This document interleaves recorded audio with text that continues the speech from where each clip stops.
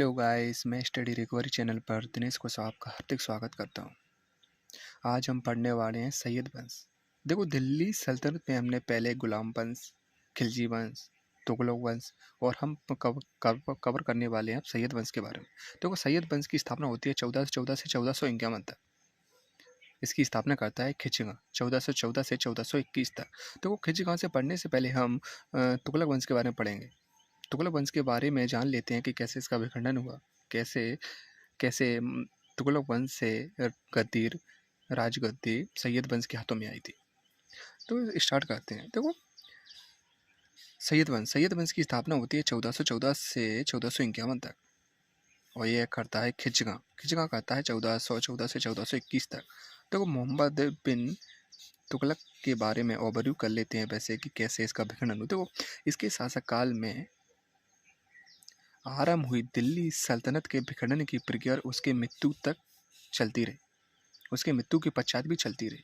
देखो, तुगलक वंश के शासन की समाप्ति तक अनेक राज्य थे मन स्वतंत्र हो गए। उसी समय क्या हुआ, उसी समय तैमूर ने आक्रमण कर दिया 1398 में। जब तैमूर ने आक्रमण किया था तो उसका साथ दिया था खिच खान ने। देखो, तैमूर ने आक्रमण किया था 1398 में तो उसका साथ दिया था खिच खान ने। जब तैमूर भारत छोड़ने से पहले मुल्तान, लाहौर और दियालपुर पड़ता है सिंध में, उसकी से वो सूबेदारी खिचगांव को सौंपकर वापस चला गया। तो इसी परिस्थिति में क्या हुआ कि इसी कठिन परिस्थिति में जो तुगलक वंश की राजगद्दी वो सैयद वंश के हाथों में चली गई।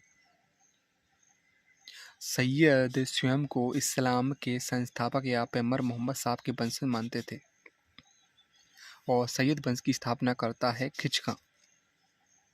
सल्तनत काल में शासन करने वाला एकमात्र शिया वंश था।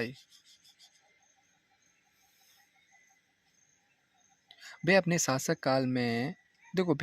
काल में जो तैमूर का पुत्र था, इसकी मृत्यु हो जाने पर तैमूर का पुत्र होता है शाहरुख। ये वाला शाहरुख नहीं, वाला शाहरुख है, उसके प्रतिनिधि के रूप में शासन करता रहा। खिचगांव ने सिक्के भी नहीं बदले, तुगलक के ही सिक्के चलने दिए। इसने सुल्तान की उपाधि धारण नहीं की, जैसे कि कुतुबुद्दीन ऐबक जैसा ही था। अब बात आती है मुबारक शाह की। अब इसका अगला शासक होता है मुबारक शाह। वैसे 3-4 ही शासक हुए हैं, ऑब्वियसली ऐसे बोल सकते हैं। 1421 से 1434 तक बात आती है इसकी। तो वो खिचगांव का ये पुत्र रहता है मुबारक शाह, पर इसने अपने पिता की तरह नहीं चला, इसने सुल्तान की उपाधि धारण की। ऐसे बोल सकते हैं कि सैयद वंश का सबसे महान या प्रतापी शासक यही था। इसने क्या किया, इसके समय में अनेक विरोध भी हुए, परंतु इसने बहादुरी से सामना किया और अपने नाम का कुतबा भी पढ़वाया और अपने नाम के सिक्के भी चलवाए। जो इसके पिताजी ने किया था, इसने पूरे काम किए। और इसने मुबारक शाह ने एक मुबारकाबाद नगर की स्थापना की थी यमुना नदी के किनारे पर। इसकी एक बुक है तारीख मुबारक शाही। इसमें इसके मुबारक शाह के कार्यों का वर्णन मिलता है। मुबारक शाह के कार्यों का वर्णन मिलता है। अब क्या हुआ कि मुबारक शाह से असंतुष्ट लोगों ने एक संगठन बनाया। इसका संगठन का नेतृत्व करता सिद्धपाल और मुबारक शाह का एक वजीर हुआ करता था सरुल उल मुल्क के नेतृत्व में हिंदू व मुसलमानों ने अमीरों ने एकजुट होकर एक षड्यंत्र रचा। जब सुल्तान मुबारक शाह नए नगर के निरीक्षण के लिए गए तो उसमें यहाँ पर उनकी हत्या करवा दी गई, मुबारक शाह की।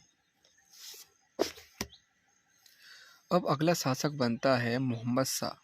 देखो, मोहम्मद शाह का टाइम पीरियड होता है 1434 से 1445 तक और इसका वजीर रहता है सरुल मुल्क, क्योंकि इसी नहीं तो संगठन बना के उसकी हत्या की गई थी। तो मुबारक शाह का एक भाई रहता है, उसका पुत्र रहता है मोहम्मद शाह वही अयोग्य शासक रहता है, ऐसे बोल सकते हैं अयोग्य शासक रहता है। और इसी के समय से ही पतन की प्रक्रिया चालू हुई सैयद वंश की। ऐसे बोल सकते हैं कि दिल्ली सल्तनत में सबसे कम समय तक कौन सा वंश चला है तो सैयद वंश की बात आती है।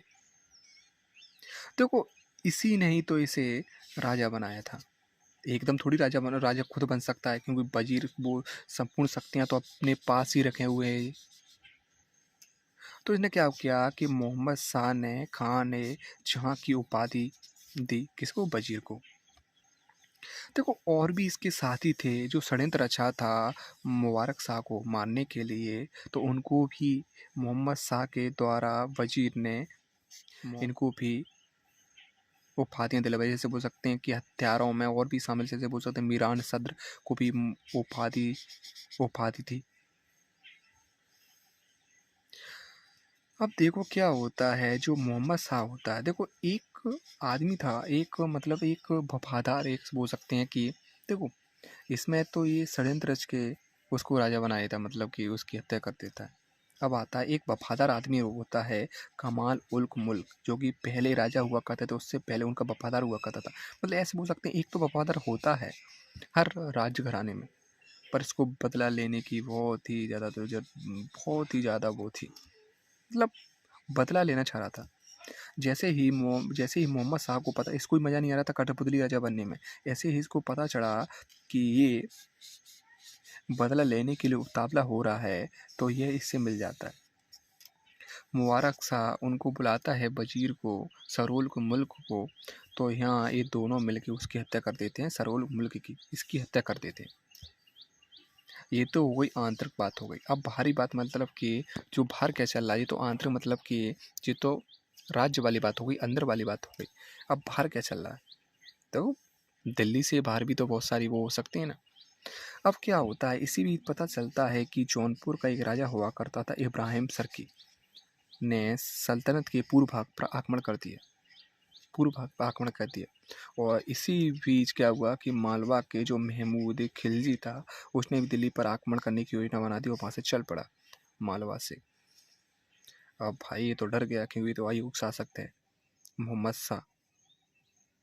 तो इसने क्या किया कि एक अफगानी शासक रहता है बहलोल लोदी, बहलोल लोदी को अपना पुत्र मानता है, इससे इसने सहायता मांगी मोहम्मद शाह ने। अब इनको पता चलता है कि मालवा के महमूद खिलजी को पता चलता है कि जो लाहौर व सिंध का सूबेदार है बहलोल लोधी को उसकी सहायता कर रहा है, तो ये अपनी सेना को भाग खड़े होता है, मतलब भाग खड़े होता है। तो इसी कारण से खाने खाना की उपाधि दी मोहम्मद शाह ने, इसको लड़का मानता था बहलोल लोधी को। अब आगे चलते हैं, एक और राजा बचता है अलाउद्दीन आदिल शाह। देखो अलाउद्दीन आदिल शाह, इसके बारे में क्या कहें, अयोग्य शासक था ये, तो वैसे बोल सकते हैं इसकी हद नहीं थी अयोग्य में। तो ये क्या होता है, 1445 से 1451 की बात होती है। अब क्या होता है, जैसे बोल सकते हैं मालकों और अमीरों ने मोहम्मद शाह के पुत्र को राजा बनाया था, अलाउद्दीन आदिल शाह को। अयोग्य था जी, अयोग्य में भी अयोग्य बोल सकते हैं। क्या होता है कि बहलोल लोदी ने सरकार की दुर्बलता का अधिक से अधिक लाभ उठाया। इसी बीच क्या होता है कि अलाउद्दीन आदिल शाह और इसका वजीर रहता है अमीद खां, दोनों में झगड़ा हो जाता है, दोनों में झगड़ा हो जाता है सुल्तान और वजीर में। क्या होता है, झगड़े से नाराज होकर सुल्तान 1447 में बदायूं चला जाता है हमेशा के लिए, कि भाई साहब हमें नहीं रहना तुम्हारे बीच, हम तो जा रहे हैं, और वहीं स्थायी रूप से बस जाता है। और जाने से पहले यह दिल्ली सल्तनत को अपने पत्नी के 2 भाइयों में बांट कर चला जाता है। अब बताओ यार, दिल्ली सल्तनत भी सारों में बांट दी। अजीब है भाई, बहुत ही अजीब शासक था जी। तो 2 भाई हुआ करते थे, साना ही शहर और अमीर खोते, दोनों में ही लड़ाई हुई, एक तो मर गया और दूसरे को जनता ने मार डाला। अब आता है 1450 में, क्या होता है 1450 में बहलोल लोदी तो इसी इलाके में था कि कब हमें दिल्ली सल्तनत की गद्दी मिले। तो इसका वजीर रहता है आदम खां की हत्या करवाई था बहलोल लोदी, और शासन की भागडोर अपने हाथ में ले लेता है, और 19 अप्रैल 1451 को दिल्ली का सुल्तान बन जाता है, और इसी ने ही लोधी वंश की स्थापना करता है। अब अगला शासक पढ़ेंगे हम लोधी वंश के बारे में।